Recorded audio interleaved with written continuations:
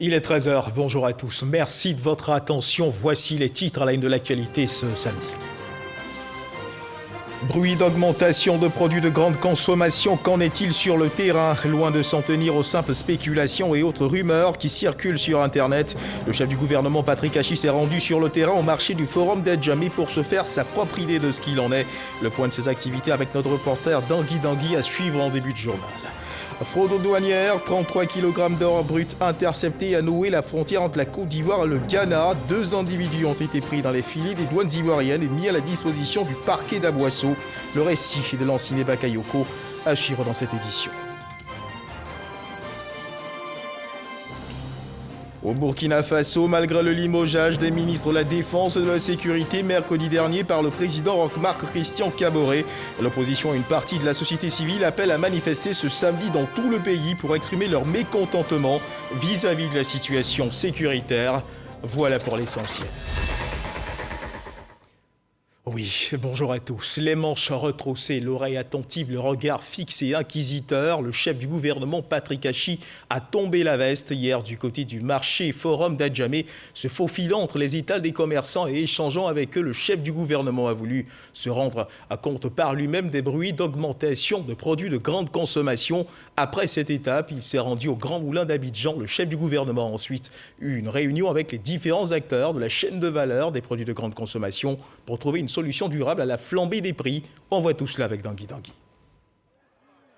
Accompagné de quelques membres de son gouvernement, le Premier ministre Patrick Hachi s'est rendu au Forum des marchés d'Adjamé ce vendredi où il a échangé avec les commerçants et leurs clients sur la question de l'augmentation des prix des produits de grande consommation.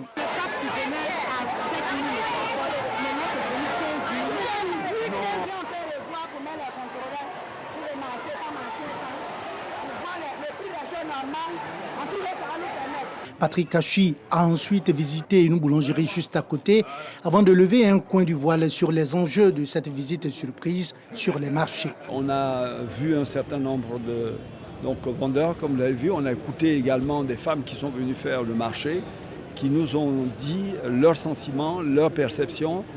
Ça nous a permis de prendre la mesure de la réalité des choses. L'une des premières actions qui ressort de cette visite, en particulier du marché, c'est le renforcement du contrôle des prix.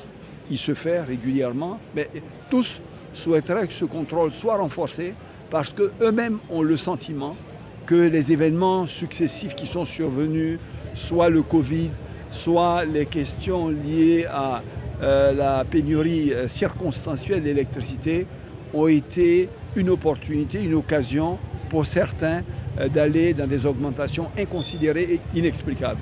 Après la commune d'Adjamé, le chef du gouvernement a mis le cap sur la commune de Trècheville où il a visité l'usine des Grands Moulins d'Abidjan et écouté les responsables de cette entreprise avant de féliciter le secteur privé pour le respect de ses engagements dans le combat contre la vie chère.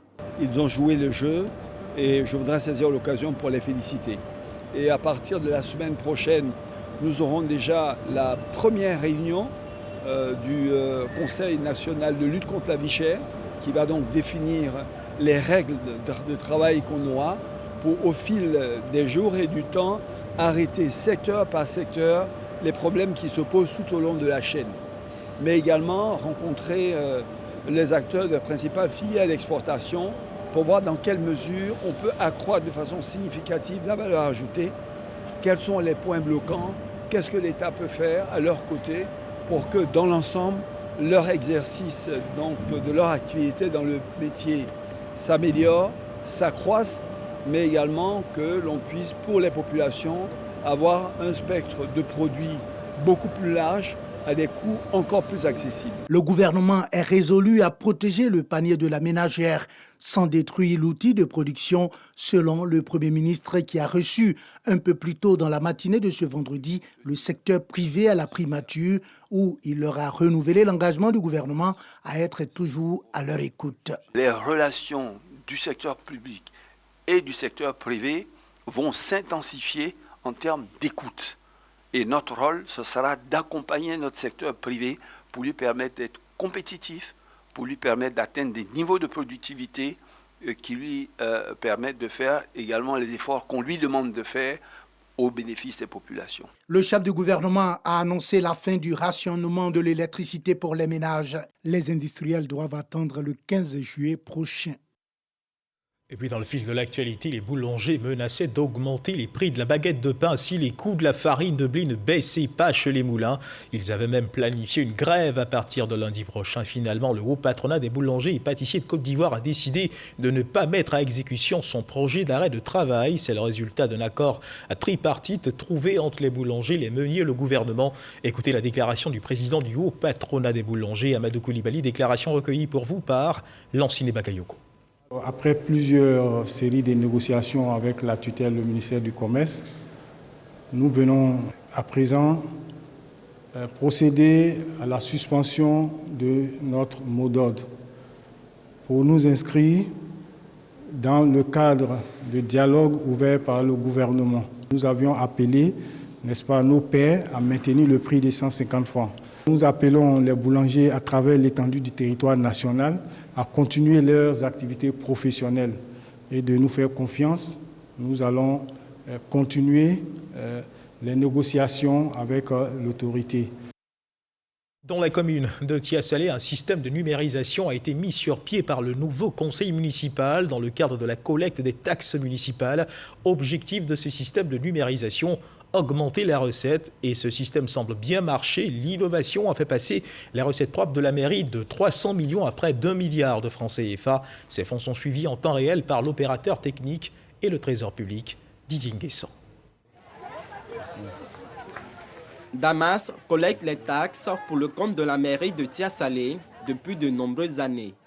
En contrepartie de l'argent reçu des commerçantes, il leur remet désormais un reçu imprimé via cette machine. Il y a plus d'1 an, le reçu était manuel, ce qui entraînait souvent des déperditions entre les sommes collectées sur le terrain et l'argent réellement déclaré au registre de la mairie. Avant là, il y a le registre qui fait nos comptes. Il sait si il y a Macaroni, il dit mais pourquoi il y a Macaroni, soit la personne n'est pas là. Voilà, si au moins il y a un de 3 000, 4 000 qui manque, il dit soit la personne n'est pas là, et puis bon, prochainement on envoie les gardes policiers et les gardes municipaux qui viennent encaisser. Voilà. Sinon la machine, comme je veux dire, dès qu'on finit de lancer la journée, toute la mairie et tout le trésor est au courant que voilà ce que telle personne a lancé. Voilà, c'est ce qui fait la différence entre les valeurs naturelles et puis la machine. La digitalisation du recouvrement des taxes municipales est un projet de l'Union des villes et communes de Côte d'Ivoire, UVICOSI. Il vise à augmenter les recettes propres des mairies. Une vingtaine de communes s'y intéressent.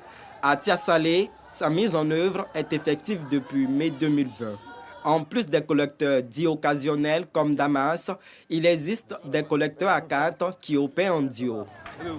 Bon, ça va aller, ça va. L'équipe est composée d'un agent recouvreur de la mairie et d'un agent rechargeur de l'opérateur technique. Vous voulez voir votre carte là, s'il vous plaît? Salimata ne dispose pas d'argent sur sa carte. Il lui faut d'abord la recharger avant de payer sa taxe mensuelle. L'argent en espèces continue donc de circuler. Je viens de payer le mois de décembre. Je viens de payer 3 000 francs. Donc comme c'est le maire qui est venu, il a changé de système. Donc le SU, avec ce système aussi, on n'a pas de problème. Parce que nous, on veut que le maire travaille. Bon, pour travailler, il faut payer les taxes. Voilà. Si on ne paye pas les taxes, il va travailler comment? L'opération se répète chez cette autre commerçante. Ça se fait en 2 étapes. Le rechargement et puis la collecte. Elle vient à peine de faire un rechargement de 19 000. C'est-à-dire qu'elle a de l'argent sur son compte. À partir de ce qu'elle a sur son compte, elle peut effectuer l'opération collecte si elle veut. Donc si elle bouton la carte, à partir de cette carte avec le numéro qu'elle a dessus, nous procédons maintenant à la collecte. Quand ils sont venus, ils nous ont expliqué comment on doit faire. Quand tu as 2 000 ou 3 000 francs, tu vas à la caisse, tu vas payer. Si tu n'as pas ça, le jour ils viennent au marché, vous négociez entre vous quoi. Maintenant, ce que tu peux payer, tu payes. Ce début de digitalisation permet à la mairie de suivre en temps réel le travail des collecteurs sur le terrain, mais aussi la situation de chaque contribuable. Mon premier réflexe, c'est de voir d'abord si les collecteurs sont sur les différents sites. Je prends le collecteur Loi Cyril, qui est un collecteur à 4. Je mets validé. Effectivement, Loi Cyril, voilà la collecte qu'il a fait. Elle a fait 11 opérations. Le montant total est de 40 000 francs. vous voyez que le tableau est affiché 0,0. Donc, actuellement, le collecteur Marie n'est pas sur le terrain. Donc, du coup, je peux l'appeler pour dire, mais tiens, à 9h52, vous n'êtes pas sur le terrain, qu'est-ce qui se passe? L'adoption du système de collecte numérique par le conseil municipal impose la transparence. Ici, parler d'argent n'est pas un tabou. Pour un total mensuel, ça peut valoir 8 millions par mois. Détaché de Ndoussi, ville voisine désormais érigée en commune, Tia Salé paie une partie de ses recettes et s'adapte. Tia Salé Ndoussi, on était autour de 750 millions. Mais Ndoussi étant parti avec les 2/3, la crainte c'était de ne pas se retrouver à travailler avec 300 et quelques millions. Avec ce mécanisme-là, il faut dire que déjà notre budget est passé à peu près 1 milliard. Ce projet de recouvrement digital a permis d'identifier 1178 contribuables à Tia Salé, un atout prévisionnel et un outil de prospection. Il faut avoir des chiffres qui sont corrects, qu'on peut vérifier sur le terrain et qu'on peut effectivement mobiliser. Et donc c'est un avantage pour un élu de savoir que quand il va discuter avec un partenaire, il a une visibilité sur la progression de ses ressources propres et donc met ça dans la balance pour pouvoir prendre des engagements vis-à-vis des partenaires sérieux. Notre objectif est de booster à hauteur de 45% en moins de 6 mois nos ressources propres. Et donc c'est pour ça que nous avons opté pour la collecte numérique. C'est d'ailleurs un système qui est approuvé par l'État de Côte d'Ivoire à travers un décret pris par le chef de l'État qui permet à une structure d'être sur le terrain et de travailler avec les collectivités. Ce maillage contribue à booster les ressources propres de la commune et garantit une certaine traçabilité. Avec le système numérique, la mairie ne touche plus l'argent. Le maire ne voit plus un rond, puisque c'est de façon numérique que les fonds sont transférés sur un compte dédié au trésor. Et donc, ça oblige les élus que nous sommes à être encore plus transparents, puisque à partir d'un logiciel, le trésor, depuis leur bureau, suit en temps réel l'évolution des collectes sur le marché. Donc, un tel système est une garantie de transparence. Optimiser les fonds propres de la commune afin d'autofinancer les projets de proximité. En un an de mise en œuvre, le paiement électronique des taxes municipales à Tia Salé donne des résultats probants. Et loin des systèmes numériques, la journée mondiale sans sac plastique est célébrée ce 3 juillet, une journée instaurée par l'Organisation mondiale des Nations Unies. Elle a pour but de sensibiliser entreprises, collectivités et populations sur leurs responsabilités en ce qui concerne la gestion des sacs plastiques. Grace Kando. L'utilisation des sachets plastiques est responsable de la pollution de l'environnement et de la dégradation de la qualité du cadre de vie de l'homme. Chaque année, les océans du monde reçoivent plus de 8 millions de tonnes de plastique, ce qui constitue une menace pour les espèces aquatiques. Le rejet des sacs dans la nature est préjudiciable au développement du tourisme, de la pêche et des activités nautiques. Pour une utilisation d'à peine quelques heures, un sac plastique mettra 400 ans pour se dégrader dans la nature. Dans le même temps, il nuit à la qualité des sols et des ressources aquatiques. Il contribue à provoquer des inondations et est source d'insalubrité dans nos espaces de vie. Devant les effets néfastes des sacs plastiques, nous ne pouvons pas rester dans l'inaction et nous contenter de faire des déclarations de bonnes intentions. Pour réduire l'utilisation du sac plastique, des efforts sont faits par le gouvernement. Le président de la République, son Excellence M. Alassane Ouattara, a pris un décret interdisant la production, l'importation, la commercialisation, la détention et l'utilisation des sachets plastiques dans notre pays. Cependant, force est de constater le spectacle désolant et quotidien de sacs plastiques enlaidissant nos espaces verts, nos places publiques, nos plans d'eau, bref, notre cadre de vie. Les ouvrages d'assainissement et de drainage sont devenus les lieux privilégiés de rejet des sacs plastiques et de tous autres déchets. Nous devons repenser nos modes de production et de consommation. L'heure est donc venue pour des actions communes et concertées contre les sacs plastiques. Selon le ministre Bouaké Fofana, Le gouvernement entend poursuivre ces actions en continuant la sensibilisation et, le cas échéant, en faisant recours à la répression. Reportage signé Grace Kando. Une autre journée internationale célébrée ce 3 juillet et instituée par les Nations Unies depuis 1992. C'est la journée internationale des coopératives féminines. Les coopératives féminines contribuent de plus en plus au développement socio-économique. Une célébration pour mettre en évidence leur apport, de même que celui des programmes étatiques qui favorisent l'autonomisation des femmes membres de ces coopératives. Didier Nguessan.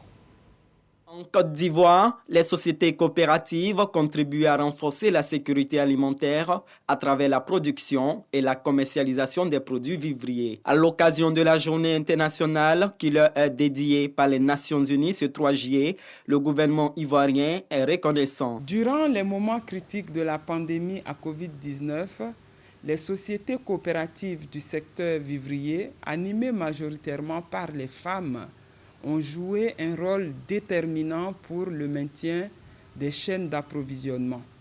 Elles ont œuvré à la pérennisation des acquis depuis la production, l'approvisionnement des différents marchés jusqu'à la commercialisation et à la transformation des denrées alimentaires. Cette année, la célébration porte sur le thème « Quelles solutions de résilience pour les sociétés coopératives des femmes face au changement ?» Par ce thème, cette célébration vise à renforcer la capacité des membres des sociétés coopératives de femmes sur les solutions innovantes pour développer leur résilience et de ce fait améliorer leur performance, car nul ne doute de l'importance du rôle que jouent les sociétés coopératives de femmes dans le bien-être des populations dans leur ensemble. La Journée internationale des coopératives a été instituée par les Nations Unies le 16 décembre 1992. Dans le secteur de l'éducation, 50 groupements agricoles sur les 5600 mobilisés autour des cantines scolaires ont été primés, a félicité au cours d'une cérémonie présidée par la ministre de l'Éducation nationale de l'alphabétisation, Mariatou Koné, représentée pour l'occasion par son directeur de cabinet. Objectif de cette célébration, galvaniser les autres groupements agricoles afin que ceux-ci s'approprient les cantines scolaires qui, de façon indirecte, permettent de lutter contre l'absentéisme, voire l'abandon de l'école par les enfants. Didier Nguessan. Le groupement agricole UFKG des Ganaoni, un village dans le département de Boundiali, est le meilleur des 50 premiers groupements mobilisés autour des cantines scolaires en cette année scolaire qui s'achève. Il a servi un repas chaud aux élèves de l'EPP Ganaoni pendant 138 jours, soit 120 jours en plus des 18 prévus par l'État. D'ailleurs, ce groupement a encore des réserves pour amorcer la prochaine année scolaire. Une contribution très active à la pérennisation des cantines scolaires pour une alimentation saine et régulière afin de maintenir les tout-petits à l'école. Ces groupements ont été choisis suivant les critères se rapportant aux quantités de vivres apportées aux écoles à cantine, au nombre de jours servis dans ces cantines et au nombre de jours de fonctionnement induit. 4 décortiqueuses, 4 broyeuses multifonctions, 22 tricycles, 20 broyeuses mobiles et 20 kits de petits matériels de transformation agricole ont été remis à ces 50 groupements primés. Le tout d'une valeur de 105 millions de francs CFA. Je suis très contente, très heureuse. Je dédie ce prix à toute la population de la Bagoue. À partir de cette cérémonie, nous devions faire plus que ce que nous faisions avant. L'État et les partenaires internationaux sont favorables à cette initiative communautaire. Le CERFAM est vraiment déterminé à travailler main dans la main avec tous les partenaires afin de faire la promotion et la mise en œuvre de bonnes pratiques et de solutions durables en matière de lutte contre la faim à tous les niveaux. Les décortiqueuses, les broyeuses multifonctions, les broyeuses mobiles, les mototricycles et les kits de petits matériels dont bénéficient aujourd'hui les acteurs du monde agricole vont à coup sûr renforcer leur capacité à produire et donc à accroître l'offre de denrées alimentaires au profit des cantines scolaires. En Côte d'Ivoire, ce sont plus d'1 million d'élèves au primaire qui reçoivent un repas chaud et équilibré les midis grâce à 5600 cantines. Cette distinction vise à sensibiliser la communauté nationale et internationale sur l'importance de l'alimentation scolaire et sa valeur au plan social et économique.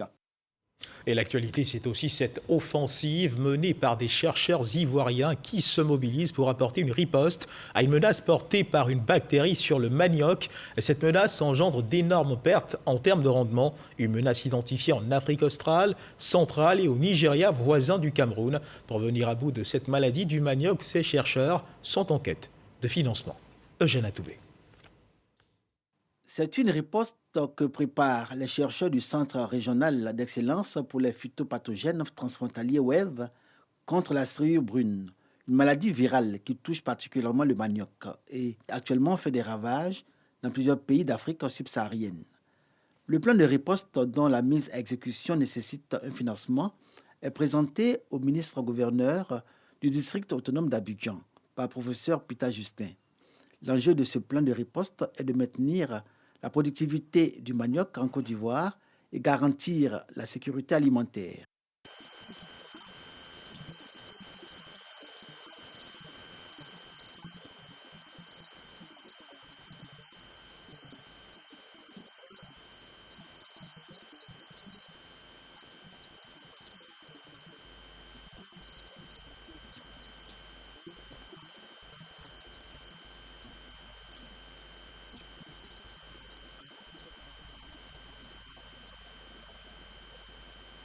La production annuelle de la culture du manioc estimée à 169 millions de tonnes par an connaît une baisse drastique. Il faut donc craindre une hausse du prix du manioc et de ses dérivés, le manioc comme moyen d'autonomisation des femmes et au profit desquels le district d'Abidjan a construit plusieurs unités de production d'Atiéké. Le Grimambé s'engage à soutenir les chercheurs du WEV pour trouver le bouclier contre cette bactérie transportée par de petites mouches blanches et des boutures de manioc non saines appelées striure brune du manioc.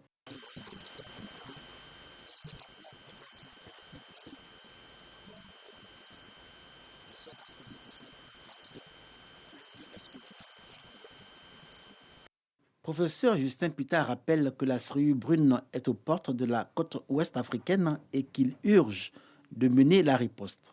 Le laboratoire du WEV lance dans cette optique une surveillance participative dans les localités de Songon, Aboissau et Adzopé. Voilà, sachez également que le gouvernement américain, à travers le PEPFAR, intensifie la lutte contre le VIH dans les armées dans le cadre du renforcement des capacités des ressources humaines, précisément les médecins pour une prise en charge adéquate de personnes vivantes avec le VIH. Astou Touré Daniogo. La lutte contre le VIH-Sida se poursuit dans les armées de Côte d'Ivoire à travers le projet ECHO, une formation à distance via visioconférence distillée par l'Université de New Mexico aux États-Unis. Ce projet ECHO offre une opportunité de formation à distance et un mentorat supplémentaire pour le renforcement des connaissances des aptitudes des prestataires, médecins et non-médecins, avec pour effet de fournir des services de qualité, traitement ARV et maintien des soins aux personnes vivant avec le VIH-Sida. Dans le monde, nous sommes le premier projet ECHO dans le cadre d'une armée. Il y a déjà 15 centres dans lesquels le projet a été déployé. Aujourd'hui, dans cette salle qui porte le nom du ministre d'État, ministre de la Défense, nous avons pu rentrer en contact avec ces 13 centres qui sont bien loin de nous. Quelqu'un à Korogo, il est à Daloa, ou un médecin qui est tout seul là-bas, qui prend des patients en charge, peut bénéficier de l'expertise, du soutien de quelqu'un d'Abidjan. C'est ce qui se fait actuellement. PSI conduit en partenariat avec le PEPFAR le projet ECHO. Que ce soit au niveau du ministère de la Défense ou que ce soit au niveau du ministère de la Santé, ces experts seront disponibles pour guider, orienter et former le personnel pour vraiment assurer un bon accompagnement des militaires et des gendarmes affectés ou infectés par le VIH-Sida. Les participants estimés à 51 sont issus de différentes structures médicales des armées de Côte d'Ivoire, du ministère de la Santé, de l'ambassade des États-Unis en Côte d'Ivoire et bien d'autres. Et une autre lutte qui se poursuit depuis plus d'un an, celle contre la Covid-19, à suivre dans un instant l'évolution de la maladie dans notre pays.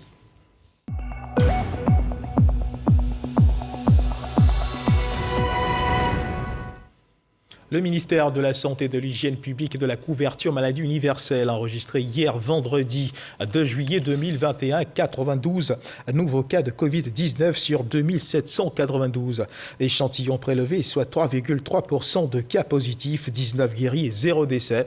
À la date donc du 2 juillet 2021, la Côte d'Ivoire, notre pays, compte donc 48 470 cas confirmés, dont 47 881 personnes guéries, 315 décès et 274 cas actifs. Le nombre total d'échantillons est de 714 637. Le 1er juillet, 12 584 doses de vaccins contre la Covid-19 ont été administrées, soit un total de 780 623 doses administrées. Le ministre de la Santé, de l'Hygiène publique et de la couverture maladie universelle invite toutes les personnes âgées de plus de 18 ans à se faire vacciner dans les centres de vaccination. La vaccination contre la Covid-19, rappelons-le, est gratuite et volontaire. Parlons à présent de 2 individus pris dans les filets de la douane. Ils espéraient se faufiler entre la frontière Côte d'Ivoire-Ghana, arrivés en Côte d'Ivoire puis écouler 33 kg d'or brut qu'ils avaient en leur possession, soigneusement dissimulés dans des colis. Malheureusement pour eux, ils ont été épinglés par les douanes ivoiriennes et mis à la disposition du parquet d'Aboisseau où ils sont poursuivis pour atteinte à la législation sur la commercialisation des métaux précieux. Lanciné Bakayoko. Beaucoup de filets à l'actif de la direction régionale des douanes d'Aboisseau. 2 individus suspects en possession de 33 kg d'or brut frauduleux viennent d'être appréhendés au niveau de Noé à la frontière ivoiro-ghanéenne. C'est au cours d'un contrôle effectué sur le premier suspect que les agents ont découvert les métaux soigneusement dissimulés dans les poches d'un blouson enfoui dans un sac. Un deuxième individu s'est par la suite présenté comme étant le propriétaire de la marchandise sans fournir les documents requis en l'espèce. Les colis frauduleux composés de 15 plaquettes métalliques de coloration jaunâtre semblables à de l'or ont été aussitôt acheminés au laboratoire de la Sodémie en vue d'en déterminer la nature. Les résultats de cette analyse révèlent qu'il s'agit de l'or brut dont les teneurs oscillent entre 22 et 23 carats, d'un poids total d'un peu plus de 33 kg. Valeur marchande, 1 milliard de francs CFA. Incapables de présenter les documents exigibles, les 2 individus et la marchandise saisie ont été mis à la disposition du procureur de la République où la procédure suit son cours. Notons que la détention et l'exportation d'or sont encadrées par une réglementation basée sur un régime de permis et d'autorisation ainsi que sur l'obtention d'un agrément dûment délivré par l'administration minière. Un reportage signé Lanciné Bakayoko. Et puis sachez que l'objectif 0 perte en vie humaine ne sera pas atteint. Les pluies qui se sont abattues dans la nuit de jeudi à vendredi dernier dans les villes d'Abidjan et de San Pedro ont fait des victimes. 2 personnes ont perdu la vie suite à un éboulement survenu dans la commune d'Atekoubé, précisément au quartier à Moussikro, alors qu'elles étaient endormies. Elles ont été emportées par les eaux. Le maire de la commune d'Atekoubé annonce des poursuites judiciaires contre les propriétaires de ces maisons et la destruction des maisons situées dans cette zone à risque. La ministre Belmonte Dogo a présenté les condoléances du gouvernement aux parents des victimes. À San Pedro, 2 adolescents ont péri sous les eaux. Le maire de San Pedro, Félix Anoblé, appelle les populations à quitter les zones à risque. Les maisons situées dans ces zones à risque ou dans le lit des eaux seront également détruites. La mutuelle des artistes de la région du Tonkoui s'engage à œuvrer à l'amélioration des conditions de vie des artistes originaires de cette région de la Côte d'Ivoire à travers plusieurs projets. Le premier, tout mettre en œuvre afin que les membres de cette mutuelle puissent avoir un toit dont ils seront les propriétaires. La mise en place de cette mutuelle a pour objectif de faire sortir les artistes de la région de l'informel. Godefroy Kambawa. Des artistes d'ethnie Dan, regroupés au sein de la MAT, la mutuelle des artistes du Tonkoui. Ils sont porteurs d'un projet de logement en faveur des leurs. Un artiste, un toit, bientôt une réalité. C'est un projet vaste et nous allons créer une cité à Ma, à Danané, à Biankouma, à Zouaouien pour que tous les artistes de la grande région du Tonkoui puissent avoir un pied-à-terre chez eux. Pour le président de la mutuelle des artistes du Tonkoui, Léon Gueye, connu sous le nom de Onel Mala, cette mutuelle a pour objectif de faire sortir ces artistes de l'informel. C'est un lieu pour nous de sortir de l'informel. Vous savez, tous les artistes ne sont pas toujours dans la légalité quant à leur organisation et beaucoup de choses rentrent en ligne de compte. Ce premier projet, Un artiste, un toit, permettra la construction d'une cité des artistes dans la ville de Logoualé, localité située dans la région du Tompi. Belle initiative de cette mutuelle. Dans l'actualité internationale au Burkina Faso, l'opposition et une partie de la société civile appellent à manifester ce samedi dans tout le pays pour exprimer leur mécontentement vis-à-vis de la situation sécuritaire. Le week-end dernier, des marches spontanées avaient eu lieu dans plusieurs villes de la région centre-nord et de celle du Sahel. Mercredi soir, le président Roch-Marc Christian Kaboré a limogé ses ministres de la Défense et de la Sécurité. Malgré ce geste, l'appel à manifester a été maintenu. C'est une marche patriotique, explique Eddy Cambrigo, le chef de file de l'opposition. Et c'est sur cette information que se referment les pages de cette édition. Merci de nous avoir suivis. Je vous retrouve ce soir à 23h pour la dernière édition. Dieu garde la Côte d'Ivoire.